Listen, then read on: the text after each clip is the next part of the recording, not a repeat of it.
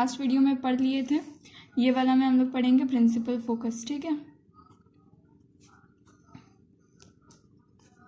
हर एक मिरर का एक प्रिंसिपल फोकस होता है, तो यहाँ पे भी हम लोग को प्रिंसिपल फोकस स्फेरिकल मिरर्स का पढ़ना है, दैट इज कॉनकेव और कॉन्वेक्स मिरर का। ठीक है, लेकिन उससे पहले हम लोग को और एक कॉन्सेप्ट जानना होगा, वो है बीम ऑफ लाइट। ठीक है, बीम ऑफ लाइट आता है कहाँ से? रे ऑफ लाइट से। ठीक है, लाइट का रे होता है, ये तो हम लोग हमेशा पढ़े ही हैं। लाइट कुछ ऐसे ट्रैवल करता है जिसको हम लोग एक एरो से दिखाते हैं, and this arrow is called ray of light. ठीक है, तो अगर बहुत सारा रेज एक साथ लाइट का आ रहा है तो इन सब को हम लोग मिलाकर बोलते हैं बीम ऑफ लाइट। ठीक है, ये सब मिलकर बनेगा beam of light. Beam of light का टोटल 3 टाइप्स होता है। एक होता है पैरेलल बीम ऑफ लाइट, एक होता है कन्वर्जेंट बीम ऑफ लाइट, और एक होता है डाइवर्जेंट बीम ऑफ लाइट। ठीक है, पैरेलल बीम ऑफ लाइट का मतलब रेज जो है वो बिल्कुल पैरेलल होगा। ठीक है, कन्वर्जेंट बीम ऑफ लाइट का मतलब रेज किसी एक पर्टिकुलर पॉइंट में आकर कन्वर्ज करेगा। ठीक है, और डाइवर्जेंट बीम ऑफ लाइट का मतलब होता है कि रेज एक पॉइंट से निकलता हुआ लगेगा, ऐसा लग रहा है कि एक पॉइंट से रेज जो है वो निकल के कहीं जा रहा है, डाइवर्ज कर रहा है, फैल रहा है। और कन्वर्जेंट का मतलब कन्वर्ज कर रहा है, एक जगह आकर मिल रहा है। ठीक है, तो प्रिंसिपल फोकस जो हम लोग को पढ़ना है उसके लिए सबसे इंपॉर्टेंट काम है हम लोग को यहाँ पे पैरेलल बीम ऑफ लाइट का। ठीक है, तो एक मिरर हम लोग ले लिए, सपोज हम एक कॉनकेव मिरर लेते हैं। अब ये मिरर कॉनकेव है, इसका मतलब इसका रिफ्लेक्टिंग सरफेस ये वाला है, अंदर वाला, और बाहर वाला सरफेस पॉलिश्ड है। ठीक है, तो ये जो अंदर वाला सरफेस है ये रिफ्लेक्टिंग सरफेस है, that means ray of light यहाँ से आएगा। हम लोग इस मिरर से, ये जो है प्रिंसिपल एक्सिस है, ठीक है, एक्स डैश्ड। पोल के बारे में हम लोग पहले पढ़ चुके हैं। ठीक है, ये पोल है सपोज मिरर का, यहाँ से हम लोग प्रिंसिपल एक्सिस के पैरेलल में एक पैरेलल बीम ऑफ लाइट लेते हैं। ठीक है, अब ये जो पैरेलल बीम ऑफ लाइट लिए, सपोज कोई भी एक मिरर अगर हम लोग ले रहे हैं, या फिर यही कनकेव मिरर अगर हम लोग ले रहे हैं, तो एक लाइट का रे आ रहा है, आकर क्या करेगा, यहाँ से रिफ्लेक्ट करके ये रिफ्लेक्टेड रे बन जाएगा। ये इंसिडेंट रे था, वो रिफ्लेक्ट करेगा तो अपना पाथ जो है बदल लेगा, पाथ बदल कर ये वाला रिफ्लेक्टेड रे बनेगा। ठीक है, तो यहाँ पे भी वही होगा, ये पैरेलल बीम ऑफ लाइट आया है, ये parallel beam of light reflect करेगा, ये रे इंसिडेंट रे था, ये रिफ्लेक्टेड रे है। ठीक है, उसी तरह इसका भी, ये वाला भी इंसिडेंट रे का रिफ्लेक्टेड रे आएगा। ये सपोज 1 है तो ये 1 का रिफ्लेक्टेड रे, ये रे 2 है तो रे 2 का भी एक रिफ्लेक्टेड रे होगा। ठीक है, suppose this is reflected ray of रे 2। रे 3 का रिफ्लेक्टेड रे इस तरफ आएगा। ठीक है, ऊपर की तरफ, ये रे 3 है, ये रे 3 का रिफ्लेक्टेड रे है, ये है रे 4, इसका रिफ्लेक्टेड रे ऐसे आएगा।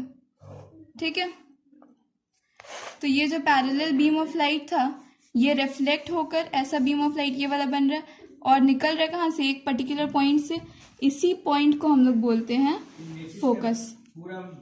ठीक है, देखो तुम लोग को प्रीवियस वाला ये क्या था, प्रिंसिपल फोकस का डेफिनेशन में हम कॉनकेव मिरर वाला बताए थे ना, जिसका ये वाला रिफ्लेक्टिंग सरफेस था और इस तरफ का सरफेस पॉलिश किया हुआ था।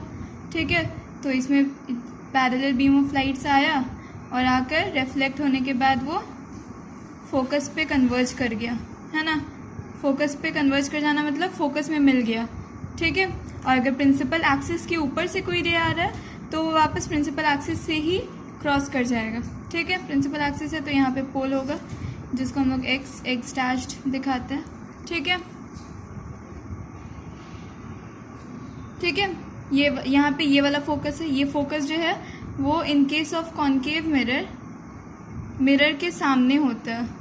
जैसे कि ये अगर मिरर है, ऑब्जेक्ट यहाँ पे खड़ा है, सपोज फोकस जो है वो यहीं कहीं होगा। ठीक है, मतलब मिरर के सामने ही होगा, जहाँ से लाइट रिफ्लेक्ट करेगा उसी तरफ फोकस होगा। और कॉनकेव मिरर के बारे में हम बता रहे थे। तो कॉन्वेक्स मिरर में क्या होता है, जो बाहर उभरा हुआ ये होता है सरफेस होता है, वही रिफ्लेक्टिंग सरफेस होता है। ठीक है, तो यहाँ पे ये वाला सरफेस रिफ्लेक्टिंग सरफेस है, जो रेज आएगा वो इस तरफ से आएगा।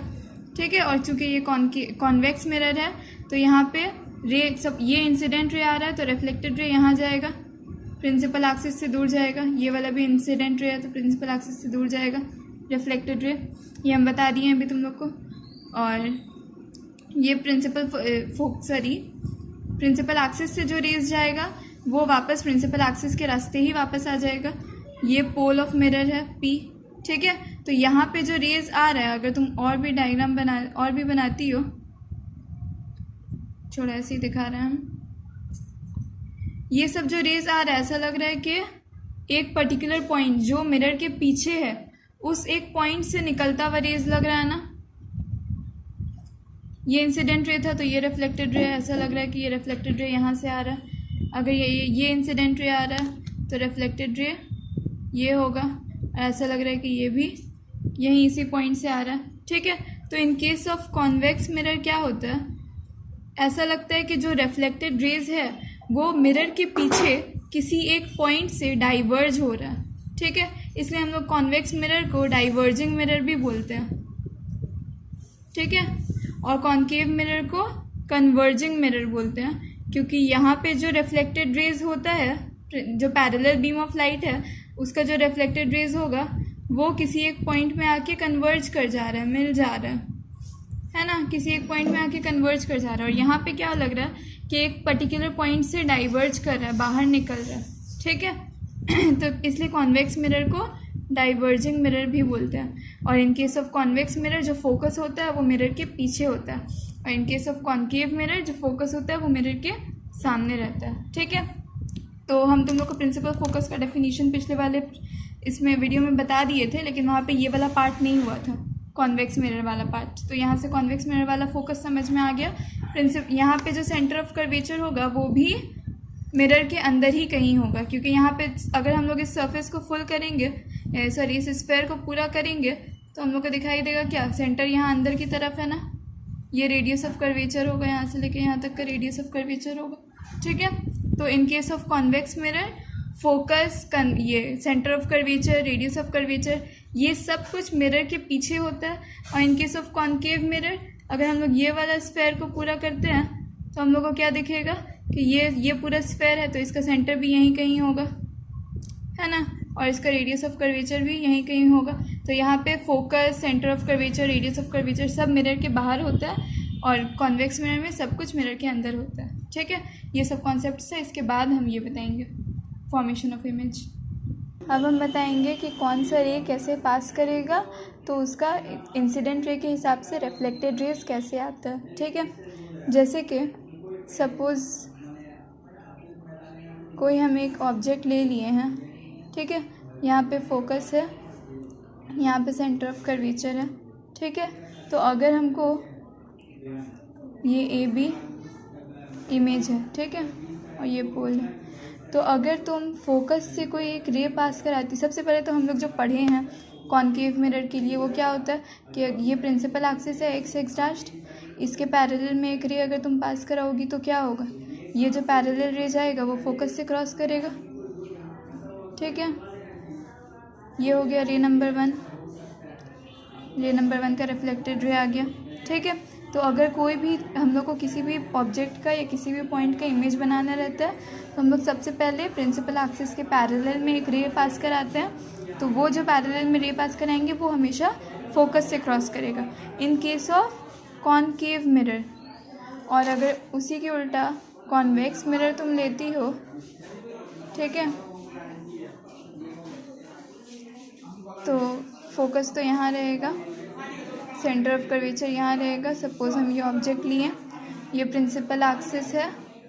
ठीक है, अगर इस प्रिंसिपल एक्सिस के पैरेलल में हम एक रे ले रहे हैं तो इसका इंसिडेंट रे, इसका रिफ्लेक्टेड रे कहाँ जाएगा, ऐसे चला जाएगा, लेकिन ये रिफ्लेक्टेड रे कहाँ से पास करेगा, फोकस से ना। ऐसा लगेगा कि फोकस से निकल रहा है ये रे। ठीक है, ऐसा लग रहा है कि ये रे फोकस से निकल रहा है, हम आर उल्टा बना दिए। ठीक है, ये है फर्स्ट इंसिडेंट रे। उसका रिफ्लेक्टेड रे ये वाला जा रहा है जो कि फोकस से क्रॉस कर रहा है। ठीक है, हम दोनों केसेस में दिखा दिए इन case of concave and convex mirrors. ठीक है, ये हो गया फर्स्ट इंसिडेंट रे। ठीक है, सेकंड इंसिडेंट रे कैसे जाएगा, दो रेज हम लोग को बनाना है, बस उन्हीं दोनों रेज का जो पॉइंट ऑफ इंटरसेक्शन होगा वहीं पे इमेज बनेगा। ठीक है, तो एक रे ऑलरेडी हम पास करा चुके हैं, एक और रे अगर हम इस पॉइंट से पास करा देंगे तो उसका जो रिफ्लेक्टेड रे आएगा उसी से हम लोग को इमेज मिल जाएगा। तो दूसरा वाला जो रे हम लोग पास कराते हैं वो होता है सेंटर ऑफ कर्वेचर से। ठीक है, तो सेंटर ऑफ कर्वेचर से एक रे पास कराओगी। ठीक है, ये हो गया रे नंबर 2, इंसिडेंट रे हुआ। तो ये चूंकि सेंटर ऑफ कर्वेचर से पास कर रहा है तो वापस उसी तरफ आ जाएगा। ठीक है, सेम पाथ को रिट्रेस करेगा, रे ऐसे आया और ऐसे वापस चला गया, सेम पाथ रिट्रेस किया। ये सिर्फ तब होता है जब सेंटर ऑफ कर्वेचर से रे पास करता है। ठीक है, तो ए से निकलता हुआ, ए जो पॉइंट है इससे निकलता हुआ दो रेज आ रहा था, एक 1 का रिफ्लेक्टेड रे ये है और एक 2 का रिफ्लेक्टेड रे ये है। तो इन दोनों रिफ्लेक्टेड रेज का पॉइंट ऑफ इंटरसेक्शन ये वाला है, that means this is the image of point A. ठीक है, so A dash is the image of point A. Similarly in case of convex mirror, अगर हम लोग एक रे पास कराएंगे सेंटर ऑफ कर्वेचर से, ठीक है, एक रे पास कराएं सेंटर ऑफ कर्वेचर से, ये हो गया रे नंबर 2। ठीक है, रे नंबर 2 हम पास कराए हैं सेंटर ऑफ कर्वेचर सी से, तो ये रे वापस उसी पाथ को रिट्रेस करेगा। ठीक है, ये हो गया रिफ्लेक्टेड रे नंबर 2। ठीक है, तो यहाँ पे इमेज कहाँ बनेगा, देखो ये था रिफ्लेक्टेड रे, ये तो इधर जा रहा था और ये रिफ्लेक्टेड रे इधर आ रहा है, तो ये रिफ्लेक्टेड रे जो है पहले वाला रिफ्लेक्टेड रे 1, इसको हम लोग पीछे एक्सटेंड किए हैं फोकस तक। ये दोनों रिफ्लेक्टेड रेज अभी यहाँ मीट कर रहा है इस पॉइंट पे, that means this is the point of image, this is the image of point ए यहाँ पे है तो ए डैश यहाँ पे होगा। ठीक है, समझ में आया।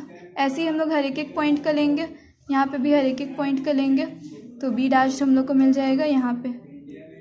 ठीक है, ये हो गया इमेज, यहाँ पे ये हो गया इमेज। वैसे यहाँ पे भी अगर हम लोग लेंगे बी तो बी डैश यहाँ कहीं मिलेगा और ये हो जाएगा image, this will be the image.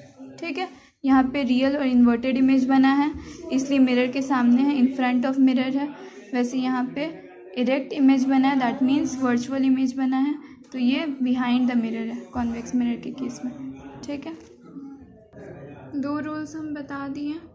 पहले ये कि अगर पैरेलल जाएगा प्रिंसिपल एक्सिस से तो ये जो रे नंबर 1 है तो वो फोकस से पास कर जाएगा, जैसे कि रे नंबर 1 फोकस से पास कर गया। दूसरा ये कि जैसे रे नंबर 2 सेंटर ऑफ कर्वेचर से क्रॉस कर रहा है तो वो अपना पाथ को रिट्रेस करके उसी तरह से वापस चला जाएगा, जहाँ जैसे आया वैसे ही चला गया। रे नंबर 2 ये रूल नंबर 2 था।